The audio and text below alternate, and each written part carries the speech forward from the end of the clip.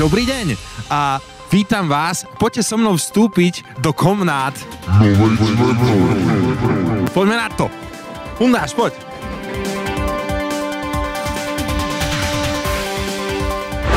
No, svetlo ťa poprosím. Na 1. mája tieto dvere bývajú stále otvorené, keďže to točíme trošku v predstihu, dneska ich musíme otvoriť. Dobrý deň, Ateliér Časopriestor. Ako sa máte? Nepovedal som vstúpte. Poď, bundáš. Budeme sa na to musieť pozrieť 1. mája, keď je deň otvorený ateliéru.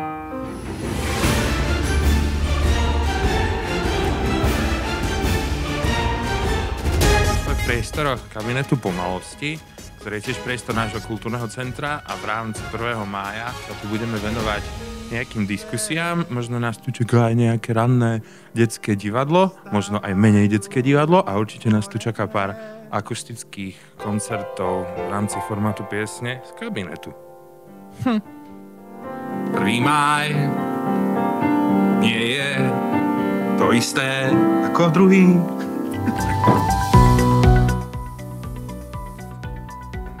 Vydrž, máme tu ešte nejaké keci. Takže v týchto priestoroch sa na 1. mája budeme hlavne zaoberať diskusiami, budeme trepkať, ale budú to zaujímavé veci, o ktorých budeme trepkať. Spoja sa tu koncepty tepláreň na hlas a tepláreň na živo. Kolega Lacko mi hovoril, že tu bude nejaká šialenosť o 20 rokoch Slovenskej republiky v Európskej únii. No a potom ešte, aby sme nezabudli, tak je tu Peča Kučanajc s témou, ktorou je priateľstvo. Ach, ten krásny čas, májový, čerešne a láska. A krstenie novej dotlače knihy Cvernovka.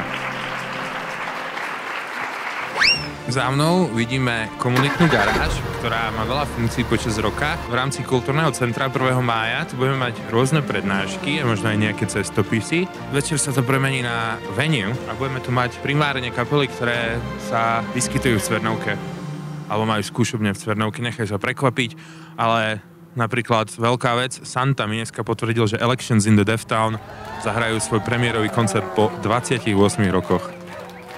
Práve tu.